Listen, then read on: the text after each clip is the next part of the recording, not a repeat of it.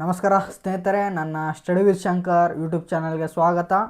ಇಂದಿನ ಒಂದು ತರಗತಿಯಲ್ಲಿ ಹಿಂದಿನ ಪ್ರಶ್ನೆ ಪತ್ರಿಕೆಗಳ ಕುರಿತು ಚರ್ಚಿಸೋಣ. ನನ್ನ ಸ್ಟಡಿ ವಿತ್ ಶಂಕರ್ ಯೂಟ್ಯೂಬ್ ಚಾನಲ್ಗೆ ಸಬ್ಸ್ಕ್ರೈಬ್ ಆಗಿ ಅಂತ ಹೇಳ್ತಾ ಇಂದಿನ ಒಂದು ತರಗತಿಯನ್ನು ಮುಂದುವರಿಸೋಣ. ಸ್ನೇಹಿತರೆ, ಪ್ರಶ್ನೆ ಪತ್ರಿಕೆಗಳ ಕುರಿತು ತಿಳಿದುಕೊಳ್ಳೋಣ. ಮೊದಲನೇ ಪ್ರಶ್ನೆ, ದಕ್ಷಿಣ ಭಾರತದ ಮೊದಲ ಸ್ವತಂತ್ರ ರಾಜವಂಶ ಯಾವುದು? ದಕ್ಷಿಣ ಭಾರತದ ಮೊದಲ ಸ್ವತಂತ್ರ ರಾಜವಂಶ ಯಾವುದು? ಆಪ್ಷನ್ ಎ ಚೋಳರು, ಆಪ್ಷನ್ ಬಿ ಚೇರರು, ಆಪ್ಷನ್ ಸಿ ಪಾಂಡ್ಯರು, ಆಪ್ಷನ್ ಡಿ ಶಾತವಾಹನರು. ಇಂಪಾರ್ಟೆಂಟ್ ಪ್ರಶ್ನೆಯಾಗಿದೆ. ದಕ್ಷಿಣ ಭಾರತದ ಮೊದಲ ಸ್ವತಂತ್ರ ರಾಜವಂಶ ಯಾವುದು? ಆಪ್ಷನ್ ಎ ಚೋಳರು, ಆಪ್ಷನ್ ಬಿ ಚೇರರು, ಆಪ್ಷನ್ ಸಿ ಪಾಂಡ್ಯರು, ಆಪ್ಷನ್ ಡಿ ಶಾತವಾಹನರು. ಇದರ ಸರಿಯಾದ ಉತ್ತರ ಆಪ್ಷನ್ ಡಿ ಶಾತವಾಹನರು ದಕ್ಷಿಣ ಭಾರತದ ಮೊದಲ ಸ್ವತಂತ್ರ ರಾಜವಂಶವಾಗಿದೆ. ಈ ಶಾತವಾಹನರು ಮೌರ್ಯರ ಸಾಮಂತರಾಗಿದ್ದರು. ಮೌರ್ಯರ ಸಾಮಂತ ರಾಜವಂಶವಾಗಿತ್ತು.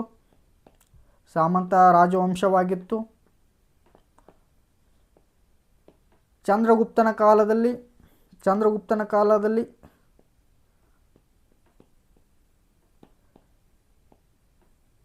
ಈ ವಂಶದ ಅರಸರು ಕಪ್ಪ ಕಾಣಿಕೆಯನ್ನು ಕೊಡ್ತಾಯಿದ್ರು. ಯಾರಿಗೆ? ಚಂದ್ರಗುಪ್ತ ಮೌರ್ಯನಿಗೆ ಕಪ್ಪ ಕಾಣಿಕೆಯನ್ನು ಕೊಡ್ತಾಯಿದ್ರು. ಕ್ರಿಸ್ತಿ ಪೂರ್ವ 220ರಲ್ಲಿ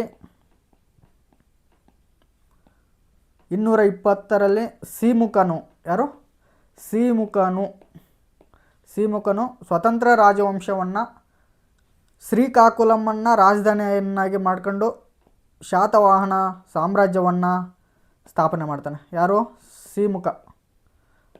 ಸಿಮುಕ ಶ್ರೀಕಾಕುಲಮನ್ನು ರಾಜಧಾನಿಯನ್ನಾಗಿ ಮಾಡಿಕೊಂಡು ಶಾತವಾಹನವೆಂಬ ಸ್ವತಂತ್ರ ಸಾಮ್ರಾಜ್ಯವನ್ನು ಸ್ಥಾಪಿಸ್ತಾನೆ.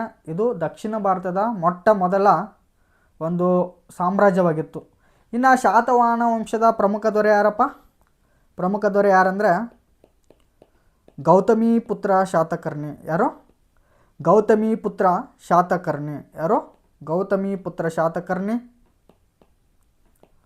ಈತನಿಗೆ ತ್ರೈಸಮುದ್ರ ತೋಯಾಪೀತವಾಹನ ಅಂತ ಬಿರುದಿರ್ತದೆ. ಈತನ ಬಿರುದು ತ್ರೈಸಮುದ್ರ ತೋಯಾಪೀತವಾಹನ. ಇಂಪಾರ್ಟೆಂಟ್. ಮತ್ತು ಶಾಲಿವಾಹನ ಶಕೆ ಈತನೇ ಪ್ರಾರಂಭಿಸಿದೆಂಬ ಉಲ್ಲೇಖ ಇದೆ. ಶಾಲಿವಾಹನ ಶಕೆಯನ್ನು ಆರಂಭಿಸ್ತಾನೆ. ಯಾರು? ಗೌತಮೀಪುತ್ರ ಶಾತಕರ್ಣಿ. ಇನ್ನು ಈ ವಂಶದ ಕೊನೆಯ ಅರಸ ಯಾರಂದ್ರೆ ಯಜ್ಞಶ್ರೀ ಶಾತಕರ್ಣಿ. ಯಾರು? ಯಜ್ಞಶ್ರೀ ಶಾತಕರ್ಣಿ. ಇಂಪಾರ್ಟೆಂಟ್. ಈ ವಂಶದ ಕೊನೆಯ ಅರಸ ಯಾರಂದರೆ ಯಜ್ಞಶ್ರೀ ಶಾತಕರ್ಣಿ. ಇಂಪಾರ್ಟೆಂಟ್. ಯಜ್ಞಶ್ರೀ ಶಾತಕರ್ಣಿ ಶಾತವಾಹನ ಸಾಮ್ರಾಜ್ಯದ ಕೊನೆಯ ಅರಸ. ಇಷ್ಟು ನಾವು ಈ ಒಂದು ಪ್ರಶ್ನೆಯ ಉತ್ತರವನ್ನು ತಿಳ್ಕೊಂಡ್ವಿ. ಓಕೆ ಸ್ನೇಹಿತರೆ, ಮುಂದಿನ ಪ್ರಶ್ನೆಗೆ ಹೋಗೋಣ. ಮುಂದಿನ ಪ್ರಶ್ನೆ ನೋಡೋಣ ಸ್ನೇಹಿತರೆ. ಎರಡನೇ ಪ್ರಶ್ನೆ, ಕನ್ನಡದಲ್ಲಿ ಉಪಲಬ್ಧವಿರುವ ಮೊದಲ ಸಾಹಿತ್ಯ ಕೃತಿ ಯಾವುದು? ಕನ್ನಡದಲ್ಲಿ ಉಪಲಬ್ಧವಿರುವ ಮೊದಲ ಸಾಹಿತ್ಯ ಕೃತಿ ಯಾವುದು? ಕನ್ನಡದಲ್ಲಿ ಉಪಲಬ್ಧವಿರುವಂತಹ ಮೊದಲ ಸಾಹಿತ್ಯ ಕೃತಿ ಯಾವುದು? Option A Shabdamani Darpana, option B Kaviraja Marga, option C Vaddaradhane, option D Adipurana. ಇನ್ನೊಂದು ಸರಿ ಪ್ರಶ್ನೆಯನ್ನು ಹೇಳ್ತೀನಿ. ಕನ್ನಡದಲ್ಲಿ ಉಪಲಬ್ಧವಿರುವ ಮೊದಲ ಸಾಹಿತ್ಯ ಕೃತಿ ಯಾವುದು? Option A Shabdamani Darpana, option B Kaviraja Marga, option C Vaddaradhane, option D Adipurana. Okay ಸ್ನೇಹಿತರೆ, ಇದು ಭಾಳಷ್ಟು ಸರಳವಾದ ಪ್ರಶ್ನೆ, ನಿಮಗೆಲ್ಲರಿಗೂ ಗೊತ್ತಿರುವಂಥದ್ದೇ. ಓಕೆ, ಇದರ ಉತ್ತರ ಯಾವುದಂದ್ರೆ ಕವಿರಾಜ ಮಾರ್ಗ. ಯಾವುದು? ಕವಿರಾಜ ಮಾರ್ಗ ಕನ್ನಡದಲ್ಲಿ ಉಪಲಬ್ಧವಿರುವ ಮೊದಲ ಸಾಹಿತ್ಯ ಕೃತಿ. ಇನ್ನು ಇದರ ನೆಕ್ಸ್ಟ್ ನೋಡೋಣ ಸ್ನೇಹಿತರೆ, ಕೆಲವೊಂದಿಷ್ಟು ಪಾಯಿಂಟ್ಸ್ಗಳನ್ನು ನೋಡೋಣ.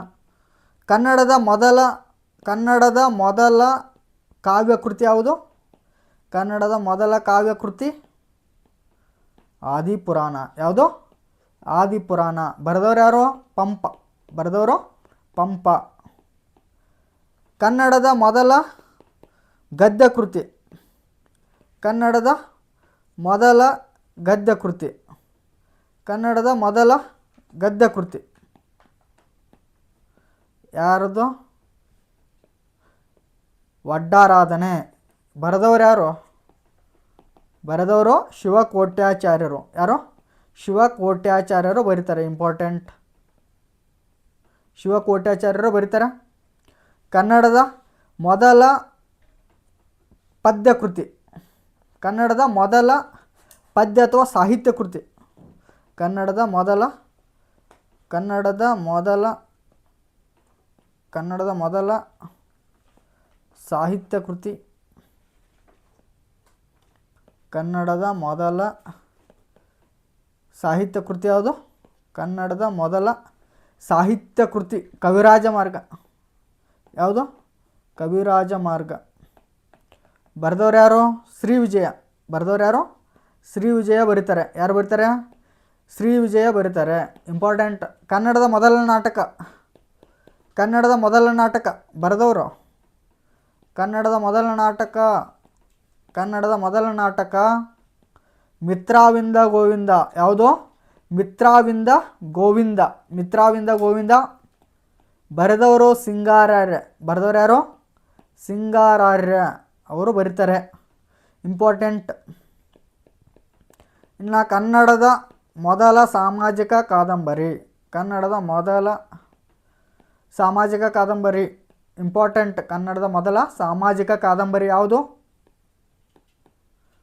ಇಂದಿರಾಬಾಯಿ. ಯಾವುದು? ಇಂದಿರಾಬಾಯಿ. ಯಾವುದು?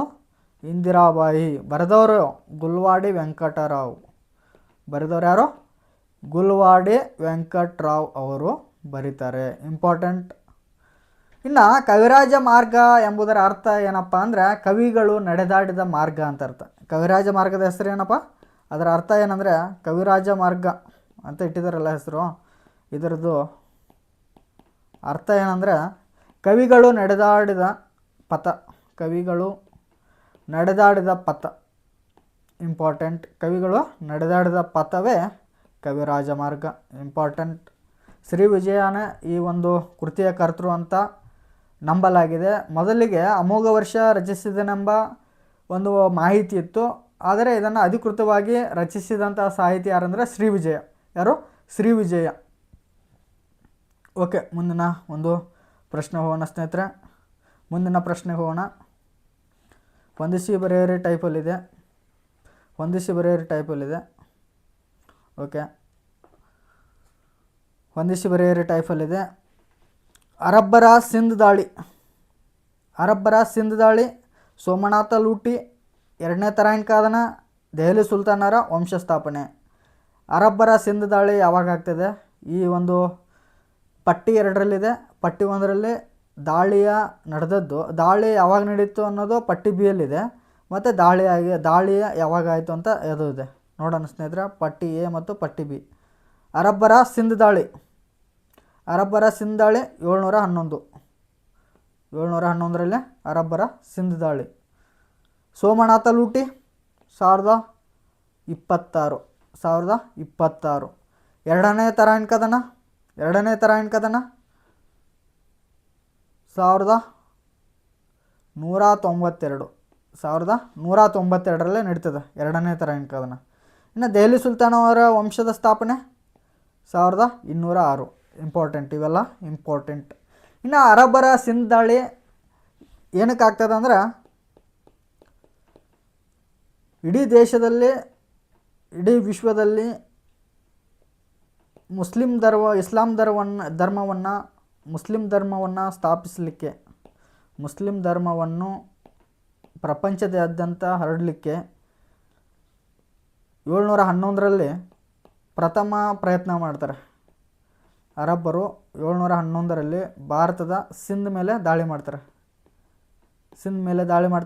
ಇದು ವಿಫಲವಾಗ್ತದೆ. ಮೊದಲನೇ ದಾಳಿ ವಿಫಲ ಆಗುತ್ತೆ. ಮೊದಲನೇ ದಾಳಿ ಏನಾಗುತ್ತೆ? ಪ್ರಥಮ ದಾಳಿ ವಿಫಲವಾಯಿತು.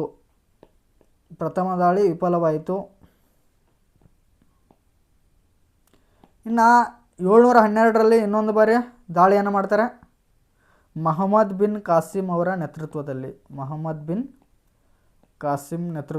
ಎರಡನೇ ದಾಳಿ ನಡೀತದೆ. ಎರಡನೇ ದಾಳಿ ನಡೀತದೆ 712ರಲ್ಲಿ. ಇದು ಸಕ್ಸಸ್ ಆಗುತ್ತೆ. ಮೊಹಮ್ಮದ್ ಬಿನ್ ಕಾಸಿಮ್ 711ರಲ್ಲಿ ದಾಳಿ ಮಾಡ್ತಾನೆ. 712ರಲ್ಲಿ ದಾಳಿ ಮಾಡಿ ಅಲ್ಲಿ ಸಿಂಧನ್ನು ವಶಪಡಿಸ್ಕೊಳ್ತಾರೆ. ಇನ್ನು ನೆಕ್ಸ್ಟು ಸೋಮನಾಥ ಲೂಟಿಯಾಗಿದ್ದು 1026ರಲ್ಲಿ ಮುಸ್ಲಿಂ ದಾಳಿಕೋರರಾದಂತಹ ಮಹಮ್ಮದ್ ಗಜ್ನಿ ದಾಳಿ ಮಾಡ್ತಾರೆ. 17 ದಂಡಯಾತ್ರೆಗಳಲ್ಲಿ ಇದೊಂದು ಯಶಸ್ವಿ ದಾಳಿ ಅಂತ ಹೇಳ್ತಾರೆ. ಯಾವುದು? ಸೋಮನಾಥಪುರದ ಮೇಲಿನ ದಾಳಿ, ಸೋಮನಾಥ ಟೆಂಪಲ್ ಮೇಲಿನ ದಾಳಿ ಅತ್ಯಂತ ಯಶಸ್ವಿಯಾದಂತಹ ಒಂದು ದಾಳಿ 1025-26ರಲ್ಲಿ ನಡೀತದೆ. ಇದು ನಡೆದಿದ್ದು 1025-26ರಲ್ಲಿ ನಡೀತದೆ. ಅತ್ಯಂತ ಪ್ರಮುಖವಾದಂತಹ ದಾಳಿ ಆಗಿತ್ತು. ಇಲ್ಲಿ ಭಾಳಷ್ಟು ಹಿಂದೂಗಳ ಹತ್ಯೆ ಆಗ್ತದೆ. ಹಿಂದೂಗಳ ದೇವಾಲಯಗಳನ್ನು ನಾಶ ಮಾಡ್ತಾರೆ. ಮತ್ತು ಮಹಮ್ಮದ್ ಗಜ್ನಿ 1026 ಜನವರಿ 6ರಂದು ಅಪಾರ ಸೈನ್ಯದೊಂದಿಗೆ ಸೋಮನಾಥಪುರದ ದೇವಾಲಯದ ಮೇಲೆ ದಾಳಿ ಮಾಡಿ ಅಪಾರ ಸಂಪತ್ತಿನೊಂದಿಗೆ ಗಜ್ನಿಗೆ ಹಿಂದಿರುಗುತ್ತಾರೆ. ಸೋಮನಾಥಪುರದ ದಾಳಿ ಇಂಪಾರ್ಟೆಂಟ್. ಸೋಮನಾಥಪುರ ಟೆಂಪಲ್ ಮೇಲೆ ದಾಳಿ ಇಂಪಾರ್ಟೆಂಟ್. ಇದು ಕೂಡ ಪರೀಕ್ಷಾ ದೃಷ್ಟಿಯಿಂದ ಇಂಪಾರ್ಟೆಂಟ್. ಓಕೆ, ಇನ್ನು ಎರಡನೇ ತರಾಯಿನ್ ಕದನ ನಡೆದಿದ್ದು 1192ರಲ್ಲಿ. ಎರಡನೇ ತರಾಯಿನ್ ಕದನ ನಡೆದು 1192ರಲ್ಲಿ ನಡೀತದೆ. ಯಾರ್ಯಾರ ನಡುವೆ ನಡೀತದೆ? ಇಂಪಾರ್ಟೆಂಟ್. ಎರಡನೇ ತರಾಯಿನ್ ಕಾಳಗ ನಡೆದದ್ದು ಯಾರ್ಯಾರ ನಡುವೆ? ಪೃಥ್ವಿರಾಜ್ ಚೌಹಾನ್ ವರ್ಸಸ್ ಮಹಮ್ಮದ್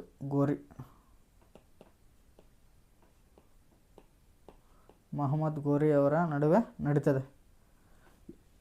ಮೊದಲನೇ ಒಂದು ತರಾಯಿನ್ ಕಾಳಗ 1191ರಲ್ಲಿ ನಡೆದಿದ್ದಾಗ ಪೃಥ್ವಿರಾಜ್ ಚೌಹಾನ್ ಮಹಮ್ಮದ್ ಗೋರಿಯನ್ನು ಸೋಲಿಸಿ ನಂತರ ಮಹಮ್ಮದ್ ಗೋರಿ ಅಪಾರ ಸೈನ್ಯದೊಂದಿಗೆ ಸೇಡನ್ನು ತೀರಿಸಿಕೊಳ್ಳಲಿಕ್ಕೆ 1.5 ಲಕ್ಷ ಸೈನಿಕರನ್ನು ಒಳಗೊಂಡ ಒಂದು ಬೃಹತ್ ಸೈನ್ಯವನ್ನು ಒಗ್ಗೂಡಿಸಿಕೊಂಡು 1192ರಲ್ಲಿ ದಂಡೆತ್ತಿ ಬರ್ತಾನೆ. ಭೀಕರ ಕಾಳಗ ನಡೀತದೆ ಇಬ್ಬರ ನಡುವೆ. ಈ ಬಾರಿ ಮಹಮ್ಮದ್ ಗೋರಿ ತನ್ನ ಯುದ್ಧ ತಂತ್ರಗಳಿಂದ ಪೃಥ್ವಿರಾಜ್ ಚೌಹಾನ್ನ ಮೇಲೆ ದಾಳಿಯನ್ನು ಮಾಡ್ತಾನೆ. ಅಂತಿಮವಾಗಿ ಪೃಥ್ವಿರಾಜ್ ಚೌಹಾನ್ ಸೆರೆಸಿಕ್ಕಿ ಇಲ್ಲಿ ಮೃತನಾಗ್ತಾನೆ. ಎಲ್ಲಿ? ತರಾಯಿನ್ ಕಾಳಗದಲ್ಲಿ. ಎರಡನೇ ತರಾಯಿನ್ ಕಾಳಗದಲ್ಲಿ ಪೃಥ್ವಿರಾಜ್ ಚೌಹಾನ್ ಏನಾಗ್ತಾನೆ ಅಂದ್ರೆ ಸೆರೆ ಸಿಕ್ಕು ಸೋಲಲ್ಪಡ್ತಾನೆ ಮತ್ತು ಹತನಾಗ್ತಾನೆ. ಇಲ್ಲಿ ಇದು ಭಾರತದ ಇತಿಹಾಸವನ್ನು ಬದಲಿಸುವಷ್ಟು ತೀವ್ರವಾಗಿತ್ತು ಈ ಕದನ.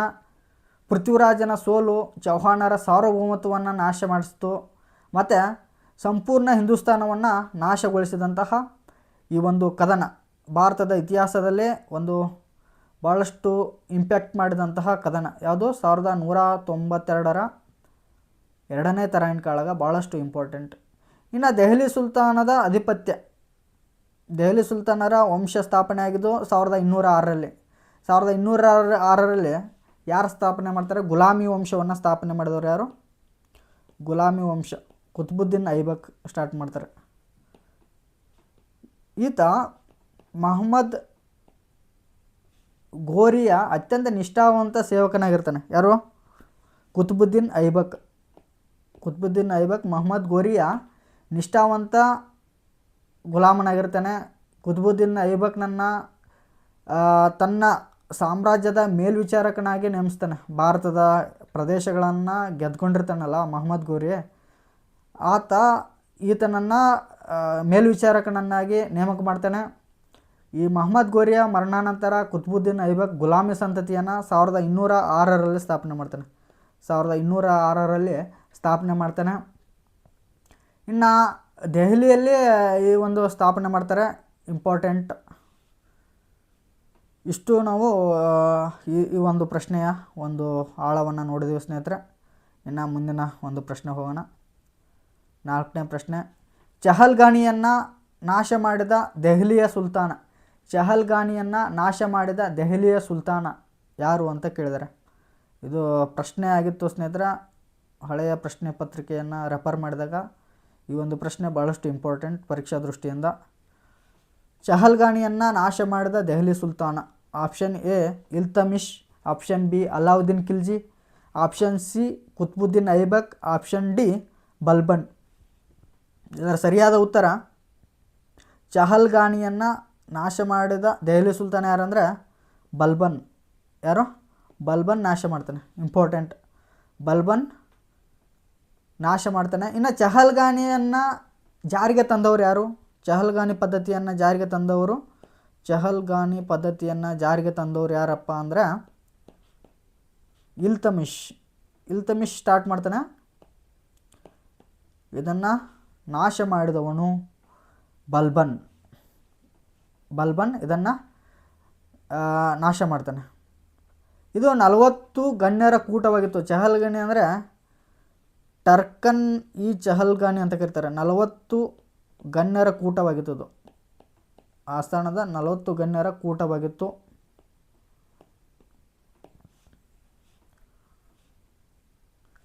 ಇದು ಇಂಪಾರ್ಟೆಂಟ್. ಇದನ್ನು ನಾಶ ಮಾಡಿದವರು ಬಲ್ಬನ್. Very important. ಓಕೆ, ಮುಂದಿನ ಪ್ರಶ್ನೆ ಹೋಗೋಣ ಸ್ನೇಹಿತರೆ. ಮುಂದಿನ ಪ್ರಶ್ನೆ, ಪಂಚಪ್ರಧಾನರೆಂಬ ಮಂತ್ರಿಮಂಡಲ ಇವರ ಆಳ್ವಿಕೆಯಲ್ಲಿತ್ತು. ಪಂಚಪ್ರಧಾನರೆಂಬ ಮಂತ್ರಿಮಂಡಲ ಇವರ ಆಳ್ವಿಕೆಯಲ್ಲಿತ್ತು. ಪಂಚಪ್ರಧಾನರೆಂಬ ಮಂತ್ರಿಮಂಡಲ ಇವರ ಆಳ್ವಿಕೆಯಲ್ಲಿತ್ತು. Option A Dwarasamudra, option B ಮಾನ್ಯಕೇಟದ ರಾಷ್ಟ್ರಕೂಟರು, ಆಪ್ಷನ್ ಸಿ ವಿಜಯನಗರದ ಅರಸರು, ಆಪ್ಷನ್ ಡಿ ಮೈಸೂರಿನ ಒಡೆಯರು. ಪಂಚಪ್ರಧಾನರೆಂಬ ಮಂತ್ರಿಮಂಡಲ ಇವರ ಆಳ್ವಿಕೆಯಲ್ಲಿತ್ತು. ಯಾರ್ದು? ದ್ವಾರಸಮುದ್ರ ಹೊಯ್ಸಳರ ಒಂದು ಆಳ್ವಿಕೆಯಲ್ಲಿ ಪಂಚಪ್ರಧಾನರೆಂಬ ಮಂತ್ರಿಮಂಡಲ ಇವರ ಆಳ್ವಿಕೆಯಲ್ಲಿರ್ತದೆ. ಇನ್ನು ಹೊಯ್ಸಳರ ಸಾಮ್ರಾಜ್ಯದ ಸ್ಥಾಪಕರು ಯಾರಂದ್ರೆ ಸಳ ಹೊಯ್ಸಳ ಸಾಮ್ರಾಜ್ಯವನ್ನು ಸ್ಥಾಪಿಸ್ತಾನೆ. ಯಾರು? ಹೊಯ್ಸಳ ಸಾಮ್ರಾಜ್ಯದ ಸ್ಥಾಪಕ ಯಾರು? ಸಳ.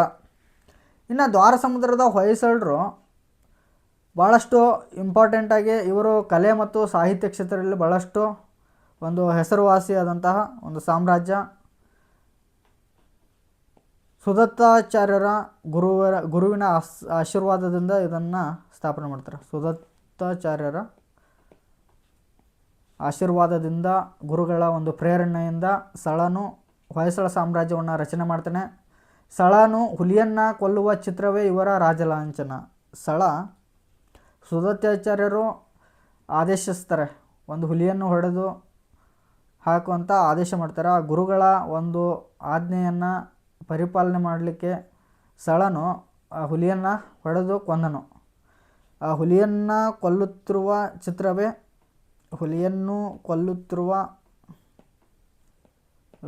ಸಳನ ಚಿತ್ರವೇ ರಾಜಲಾಂಛನ. ಯಾರದ್ದು? ಹೊಯ್ಸಳರ ರಾಜಲಾಂಛನ. ಇಂಪಾರ್ಟೆಂಟ್.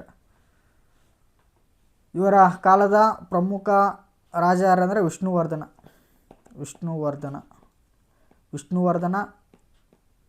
ಈ ವಂಶದ ಸುಪ್ರಸಿದ್ಧ ಅರಸ. ವಿಷ್ಣುವರ್ಧನನ ಮೊದಲ ಹೆಸರು ಏನಪ್ಪ? ಬಿಟ್ಟಿದೇವ ಈತನ ಮೊದಲ ಹೆಸರು. ಇಷ್ಟು ಸ್ನೇಹಿತರೆ ಪ್ರಶ್ನೆಗಳನ್ನು ನಾವು ಚರ್ಚಿಸಿದ್ವಿ. ಇನ್ನೂ ಹೆಚ್ಚಿನ ಪ್ರಶ್ನೆಗಳನ್ನು ಮುಂದಿನ ತರಗತಿಯಲ್ಲಿ ಡಿಸ್ಕಷನ್ ಮಾಡೋಣ ಸ್ನೇಹಿತರೆ. ಓಕೆ ಸ್ನೇಹಿತರೆ, ನನ್ನ ಸ್ಟಡಿ ವಿತ್ ಶಂಕರ್ ಯೂಟ್ಯೂಬ್ ಚಾನಲ್ಗೆ ಸಬ್ಸ್ಕ್ರೈಬ್ ಆಗಿ ಅಂತ ಹೇಳ್ತಾ ಇಲ್ಲಿಗೆ ಈ ತರಗತಿಯನ್ನು ಮುಗಿಸ್ತಾ ಇದ್ದೀನಿ. ಧನ್ಯವಾದಗಳು.